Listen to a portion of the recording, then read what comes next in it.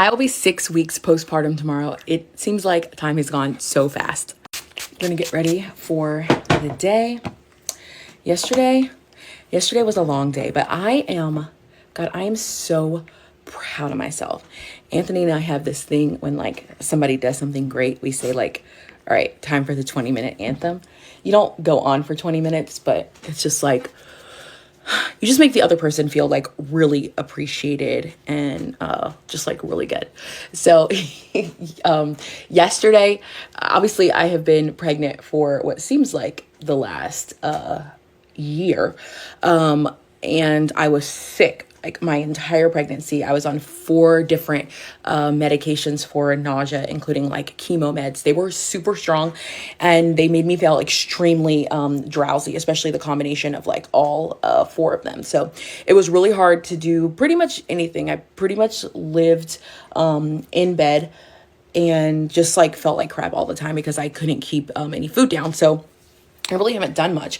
We moved into this house like in November. So we kind of just like, we had people come and help us move, obviously. But then Anthony hired people to come help me unpack so that I didn't have to do it because I really couldn't do it. I did like 1 box in like 3 days. And after that, I was like, just like felt wiped out. It was just way too much. But I just felt like I hadn't really been like doing much.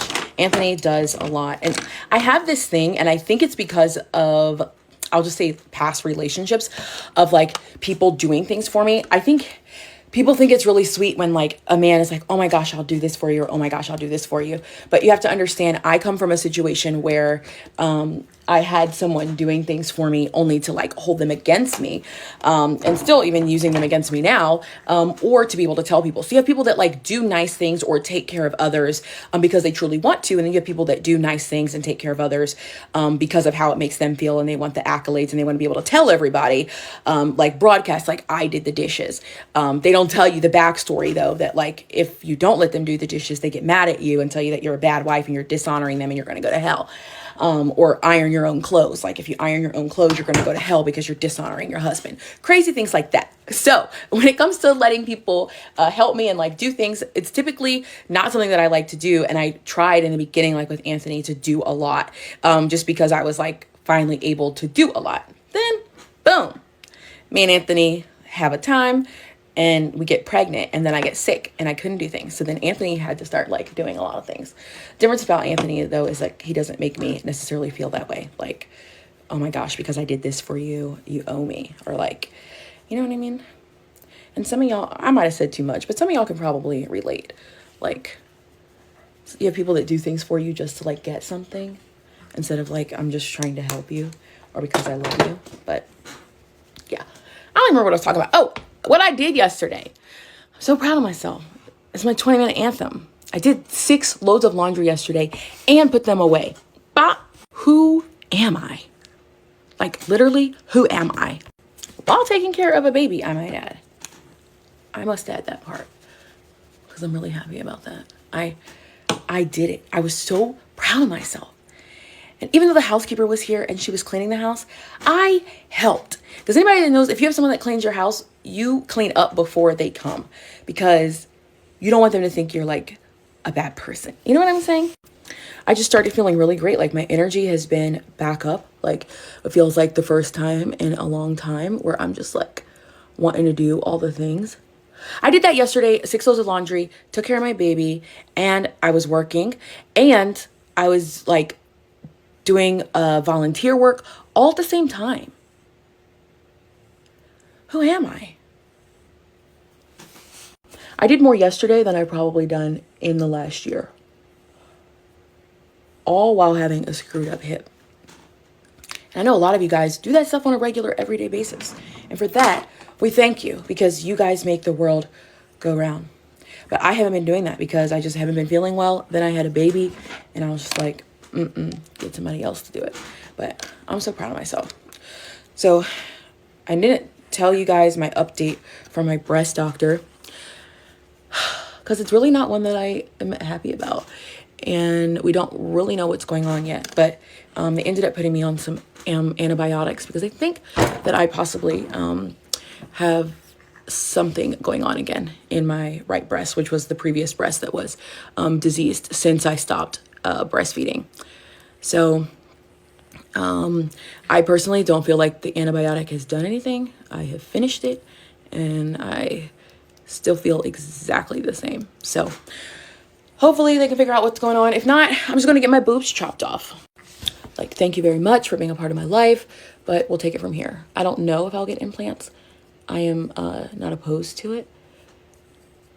But I'm also not opposed to having nothing. Obviously, that would be a big mental shift to just have my breast completely removed at 34 years old and have nothing. And I know there's lots of women that go through it. And seriously, you guys are warriors. I just don't know what I would do yet. But the pain is not like unbearable, but it's definitely concerning. And it is definitely very reminiscent of when my disease was like in full-blown mode. So I'm not really sure what's going on. This boob also feels bigger than my other boob.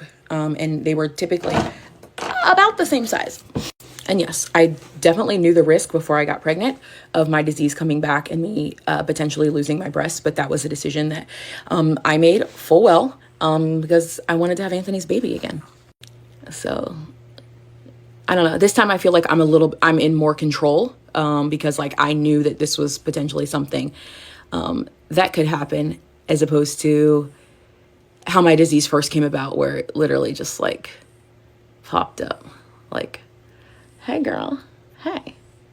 But if you followed me throughout the time that I had my breast disease, you guys know I'm very optimistic. I do believe in God. I have faith.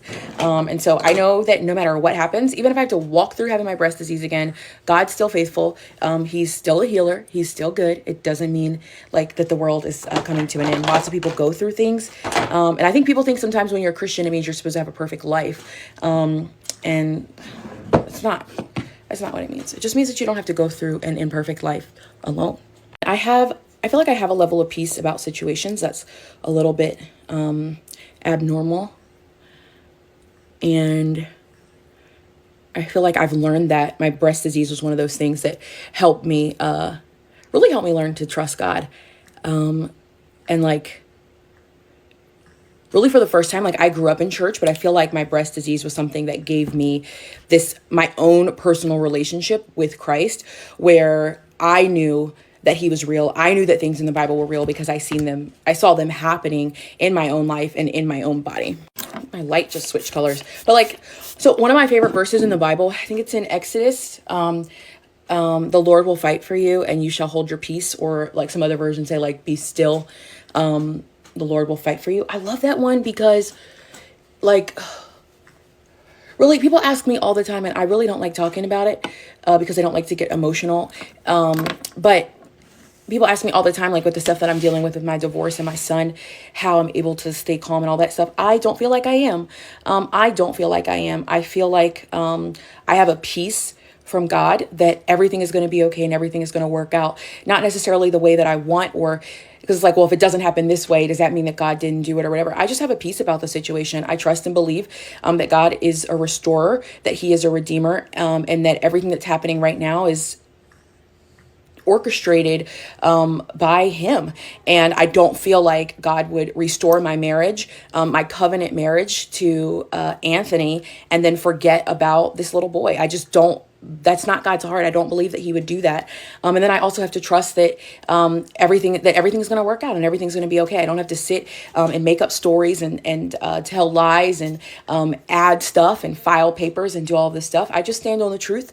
I stay calm. I stay peaceful because I know that God's fighting for me. And if he's for me, then who can be against me? Who? In case y'all like, wait a second, this girl's a Bible thumper. Let me do my sweater ratchet style. There you go. Still love Jesus, okay? And I do know scriptures in the Bible. I just don't feel like walking around and quoting them and condemning people all the time. I feel like it's just better to love people and let them come to Jesus that way. Like, not be like, you're going to hell. You're a bad person. We're all bad people. We all are. That one. The Lord will fight for you and you shall hold your peace. Exodus 14:14.